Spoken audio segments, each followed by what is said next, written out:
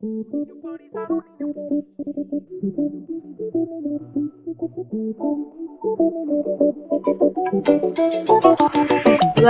to our online discussion of another fieldwork, the trigonometric leveling. To acquire and develop the skills of determining and reading the vertical distance, the elevation and height of a remote point by applying trigonometric and related analyses, you must have first the instruments and accessories. It's the leveling rod, range poles, theodolite, the marking pins, and the tape.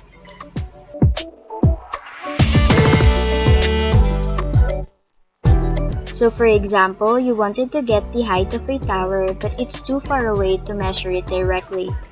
To work with this issue, we can use the principles and equations for triangles in order to compute the height.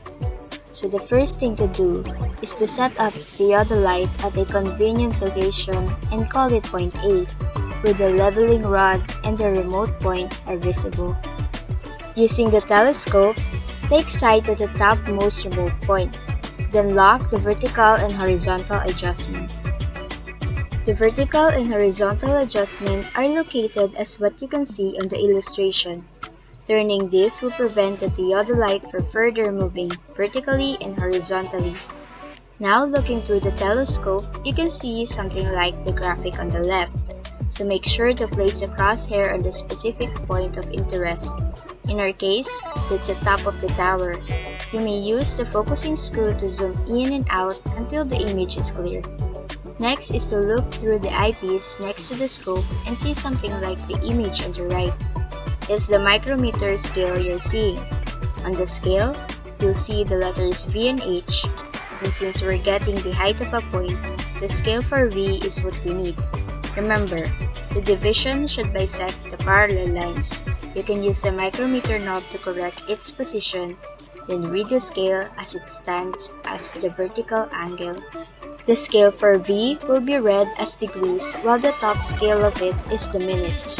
In our case, it will be read as 33 degrees and 53 seconds and recorded as angle alpha.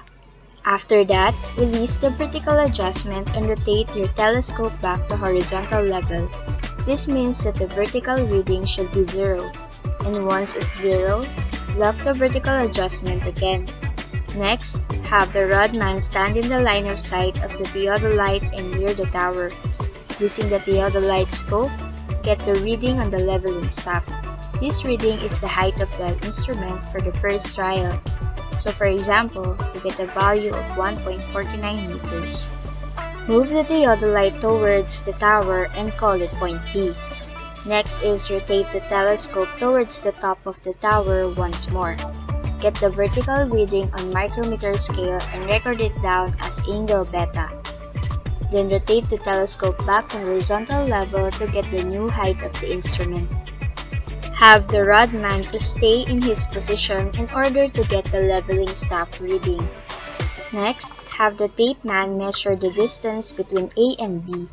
If the distance between A and B is too large, you may use breaking the tape method with the use of range poles.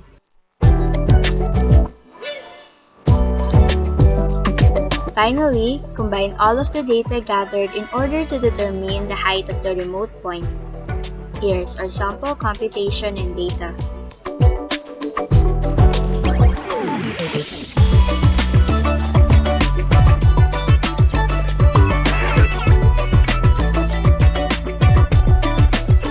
So in conclusion, by measuring a vertical angle from a known distance with the theodolite, we can obtain the elevation of the point via computations. The Angulation method can be used and very useful to get a specific value once the angle of elevation and vertical measurements were measured.